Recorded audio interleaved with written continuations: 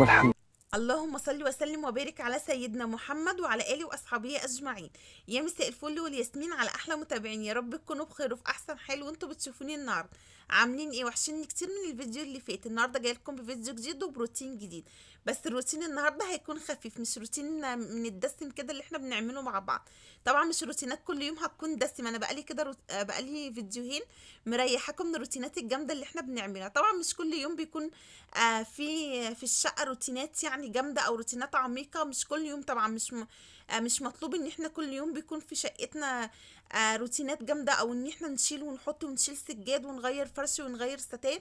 لا طبعا، بيجي علينا وقت بيكون الشقة بتاعتنا نظيفة وما بتكونش محتاجة مننا الروتين الجامد اللي احنا بنعمله. بس ده بيكون نتيجة ايه؟ نتيجة ان ايدك على طول بتكون في الشقة، وعلى طول اول باول كده بتشوفي المكان اللي عايز يتنضف والمكان اللي عايز يتعمل وبتعمليه. ده بيبقى كل نتيجة كده. اما لو بنسيب الشقة ان احنا ان هي نعملها مرة واحدة، او ان احنا نسيبها انه نكسل او نتكاسل عن مكان المفروض بننضفه وكده، فده طبعا بيكون نتيجته مش حلوة خالص علينا. فالمهم بقى، طبعا انا عندي النهاردة اليوم صراحة رايق كده والروتين بتاعي رايق، محبتش النهاردة اتقل عليكم برضو، وما حبيتش ان انا اعمل روتين تقيل صراحه. المهم طبعا، وفي حاجات صراحه انا كنت مأجلاها وكنت عايزه اعملها، وخلاص بقى كان اني الاوان صراحه ان انا اعملها، فاستغلت اليوم دوت ان انا اعمل الحاجه اللي انا مأجلاها. طب يلا نسمي الله ونبتدي نشوف هنعمل ايه، او ابتدي الروتين بتاعي معاك. وطبعا بقى انا اول حاجه شلت المشايه بتاعه الطرقه زي ما انتم شايفين كده، وشلت المشايات التانية. يعني بحب ان انا احط على السجاده بتاعه الطرقه، بحب ان انا احط مشايه قدام باب الحمام اعزكم الله، عشان خاطر عندي طبعا السجاده فاتحه وما تتبهدلش. المهم بقى، طبعا عملت ايه؟ جبت الموب بتاعتي وابتديت ان انا احط فيها شويه ميه كده، بس صراحه نسيت ان انا احط فيها شويه ميه سخنه. يعني انا بحب ان انا ساعات احط شويه ميه سخنه كده، بتكون كويسه قوي، يعني بتكون نتيجتها كويسه. المهم يعني مش مهم، حطيت شويه ميه، وابتديت بقى ان انا احط شويه كلوركسي الوان، لا عذرا، شويه كلور جل ابيض يعني. وبعدين حطيت كلوريكس اللي هو برضو الابيض، شويه وشويه، عشان خاطر عايزه اعمل الحيطان بتاعه الطرق. المهم طبعا زي ما انتم شايفين عندي الحيطان بتاعه الطرقه فاتحه جدا، يعني لونها من نفس لون الريسبشن. فطبعا عندي الحيطان فاتحه، او انا بحب صراحه الالوان الفاتحه ديت. ولما جينا ان احنا ندهن يعني، فانا صراحه يعني صممت تكون الطرقه اللون الفاتح دوت، ما حبيتش ان انا اغمقها، او ما حبيتش ان انا اعملها لون غير الريسبشن. فالمهم بقى، طبعا انا عارفه طبعا هي بتتبهدل على طول، بس طبعا احسن حاجه واجمل حاجه في الدهان دوت ان هو بيتغسل معايا وبيتلمع معايا. وده كان اكتر حاجه صراحه مريحاني، يعني ان انا اعمل اللون دوت في الطرقه. يعني قلت اللون ده هيساعدني او الدهان دوت هيساعدني اول ما الحيطان ان هي تبتدي تتبهدل وكده، هقدر ان انا اعملها بمنتهى السهوله. فالمهم طبعا حيطان الطرقه عندي كانت متبهدله بهدلة السنين صراحه، يعني كانت فعلا يعني كانت يعني مش نضيفة خالص. مكان طبعا ايدي العيال وكده، ومكان ايدينا واحنا رايحين واحنا جايين، فطبعا صراحة ما كانتش متحملة وما كانتش قادرة تتحمل اكتر من كده. المهم طبعا مش واضح لكم قوي طبعا الكلام دوت في الكاميرا، الا لما لازم اقرب يعني من الحيطان. لكن صراحة هي عندي متبهدلة، بالذات الجزء اللي تحت دوت. فالمهم زي ما انتم شايفين بقى، عملت الخلطة الجبارة بتاعتي ديت، وجبت الموب وابتديت بقى ان انا امشي بالموب كده على الحيطان زي ما انتم شايفين. طبعا الحيطان نورت، يعني انا مش محتاجة ان انا احكي لكم يعني، ومحتاجة ان انا اوصف لكم الحيطان بقت عاملة ازاي. بس طبعا دايما بقول يعني، ودايما باكد ان مش كل الدهان ينفع يتعمل فيه الموضوع دوت. لازم الدهان يكون انت يعني متأكدة ان الدهان بتاعك يكون بيتغسل، او يكون في يعني يعني او تقريبا هو بيكون ربع لمعه او نص لمعه، انا مش عارفه قوي صراحه الدهان اللي هو بيتغسل معاكي. فالمهم طبعا لو دهان ما بيتغسلش، او اللي هو البلاستيك العادي يعني، او مش عارفه صراحه، هو بيكون بلاستيك عادي. فطبعا اول ما هتعملي بالموب كده، او اول ما تعملي باي حاجه، طبعا هيبتدي ان هو يعلم معاكي، والحيطان هتعلم والدهان هيبتدي يروح معاكي. فطبعا خدي بالك من الموضوع ده، او لو حابه ان انت تنضفي الحيطان بتاعتك. وانا صراحه بنصح قوي بنوع الدهان ده. المهم بقى، طبعا عملت الطرقه زي ما انتم شايفين كده، وصراحه شكلها بقى نضيف كده، وشكلها بقى يفتح النفس، لاني صراحه كانت سادة نفسي كل ما اخش الطرقه ان انا امسحها او انضفها او كده. وكانت الحيطان صراحه كانت متبهدله وكانت متلحوسه قوي صراحه، من الجزء اللي تحت زي ما بقول لكم من ايدي العيال يعني وكده. فكان شكلها يعني صراحه مش لطيف خالص بالنسبه لي يعني. المهم بقى الحمد لله يعني انا ابتديت بيها، انا قلت لازم ابتدي بيها عشان اخلص منها، وبعد كده مش مهم اعمل اي حاجه انا عايزه اعملها. لكن ساعات بعمل يعني مثلا الروتين بتاعي يعني بكسل عنها صراحه، بكون خلاص تعبت وكده وبكسل عنها. فطبعا ده اللي خلاني بقى ابتديت بيها في اليوم وخلصت منها الحمد لله. شكلها طبعا بقى نضيف وبقى يعني فرق معايا كتير واللون بتاعها زهزه كده. المهم بقى دخلت هنا طبعا على اوضه النوم، طبعا كنت عايزه بقى ان انا انضفها، وهي كانت صراحه معايا هي في اليوم اللي كنت محتاجه ان انا انضفها، وكنت عايزه اغير الفرش بتاعها. كنت شايله بقى الفرش بتاعها وكنت منفضاها، وكنت صراحه عامله يعني منفضه يعني الاوضه قبل طبعا ما اعمل الحيطان بتاعه الطرقه، بحيث لو في اي تراب ولا في اي حاجه ما يطلعليش تاني على الحيطان وهي مبلوله. طبعا بقى الحيطان كده انا سبتها بقى ان هي تنشف. انا عملتها طبعا كتير قوي، بس انا اختصرت معاكم. اختصرت صراحة، اختصرت يعني معاكم، بس انا زي ما بقول لكم انا بحب ان انا اوريكم الحاجة بس اللي انا بعملها، مجرد بس ان انا بشجعكم كده عن اي كسل، او عن اي حاجة انتوا عايزين تعملها ومكسلين عنها في اليوم ده. فالمهم زي ما انا بقول لكم يعني عملتها كتير قوي صراحة، ولحد ما اتأكدت خالص ان هي نتفت.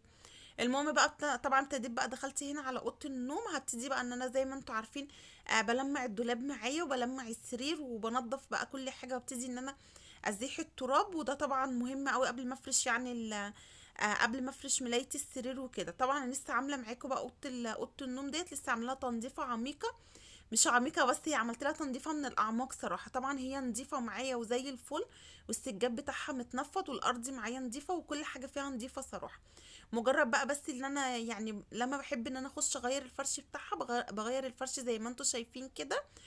وبترجع معايا تبقى نظيفة وزي الفل، ما بتاخدش مني صراحة اي مجهود غير ان انا اغير الفرش. يعني ده طبيعي ان الفرش بس يتغير كل كام يوم، على حسب بقى كل واحد ما بيحب ان هو يغير الفرش بتاعه. يعني طبعا انا بغير الفرش بتاعي كل ما بحس ان هو اتبهدل، يعني كل ما بلاقي ان هو صراحة الفرش بتاعي اتبهدل بخش اغيره على طول. ممكن اغيره مرتين في الاسبوع، يعني ممكن في الشتاء صراحة بغيره مرتين في الاسبوع، لكن في الصيف ممكن اغيره اكتر من كده. طبعا زي ما بقول لكم في الصيف صراحة ان الفرش بيبقى عايز يتغير على طول، مكان طبعا العرق والنفس وكده. لكن في الشتاء ما بيبقاش في عرق قوي يعني، فالمهم انا بغيره صراحة مرتين في الاسبوع. فالمهم بقى طبعا خلاص انا كده طلعت بقى الملاية اللذيذة ديت فرشتها يعني. وزي ما بقول لكم طبعا عندي ملايات كده ببقى شايلاها صراحة للشتاء، عشان خاطر المفارش ما بتبقاش فيها كرانيش يعني، فانا بفرش يعني الملايات ديت صراحة في الشتاء. فيعني دي ببقى شايلاها كده على جنب. فطبعا بقى لما بفرشها كده في الشتاء بحس الصراحة بتغيير يعني. بحس ان هي لما بفرشها بتدي شكل، يعني بتدي شكل تاني للأوضة، وبحس بالتغيير.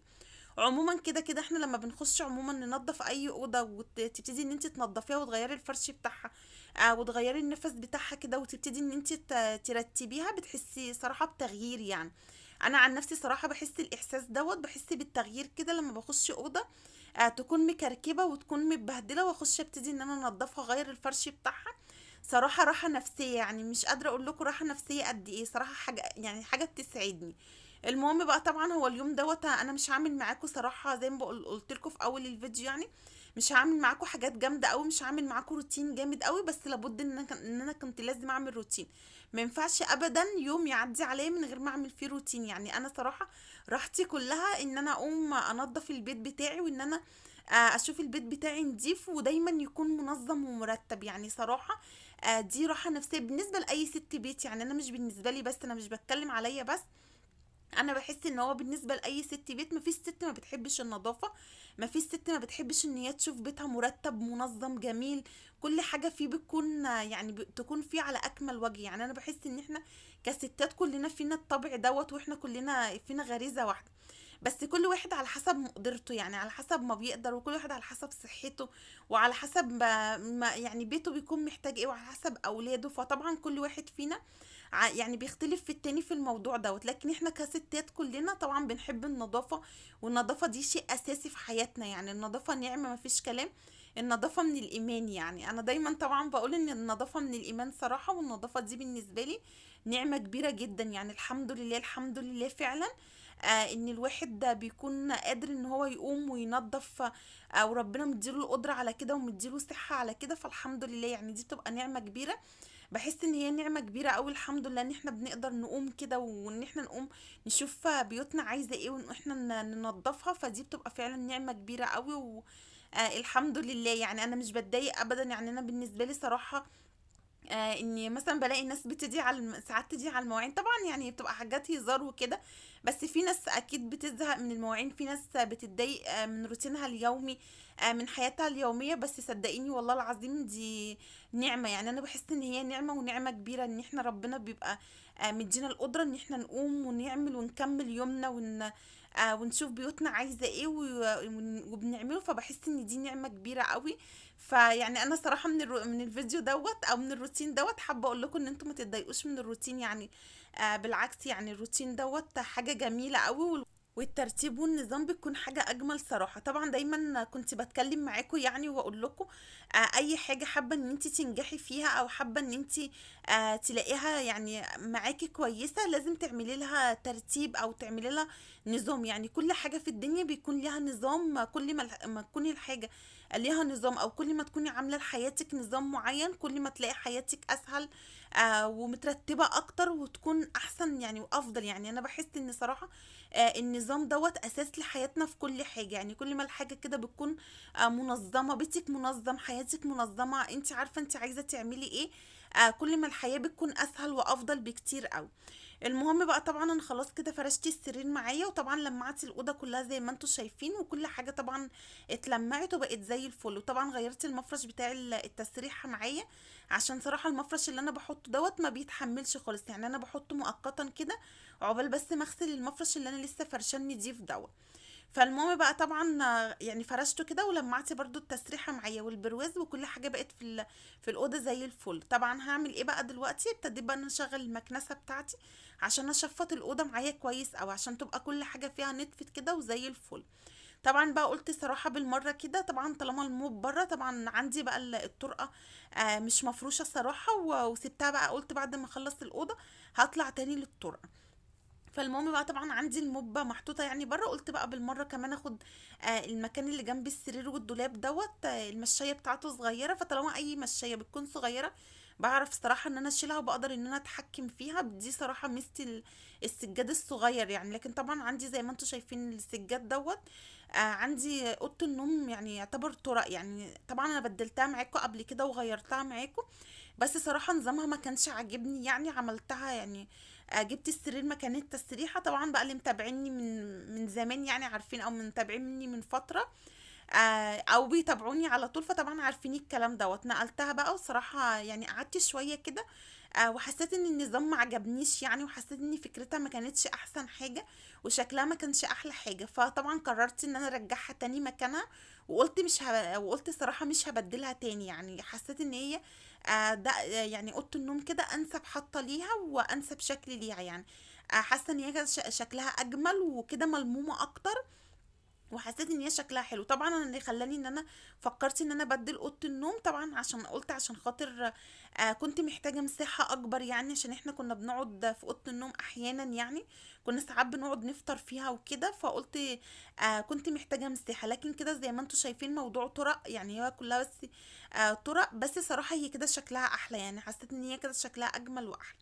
المهم بقى طبعا خلاص خلصت كده اوضه النوم، وكنست السجاد بتاعها زي ما انتم شايفين وبقت الاوضه معايا زي الفل، يعني ما بقاش فيها اي حاجه. المهم بقى طفيت نورها كده وسبت القران شغال فيها. بحب ان انا صراحه بعد ما اخلص اي اوضه يكون فيها شاشه اسيب القران شغال فيها. وطبعا ما حبيتش بان انا ارش يعني معطر. المره دي ولعت عود بخور يعني. ماما جايبه لي صراحه بخور ريحته حلوه قوي، ف بحب ان انا اولع عود بخور كده، صراحه ريحته بتبقى في الشقه كلها. فالمهم بقى قلت اغير المره دي، وما رشيتش يعني معطر، ولعت بقى عود بخور كده. قلت كمان عشان انا بمسح الطرقه اشمه صراحه، يبقى ريحته بيخلي الجزء ده كله ريحته حلوه قوي. المهم بقى طبعا خلاص خلصت كده، وابتديت اطلع على الطرقه زي ما انتم شايفين، وهبتدي بقى ان انا امسحها عشان الارض بتاعتها كانت طبعا فيها ميه مكان ما عملت الحيطه يعني. وطبعا زي ما انتم شايفين بصوا الحيطه نورت صراحه، والطرقه نورت، يعني نورت فعلا يعني. ارتحت قوي يعني. انا كده كنت مرتاحه قوي صراحه وانا شايفاها بالشكل دوت.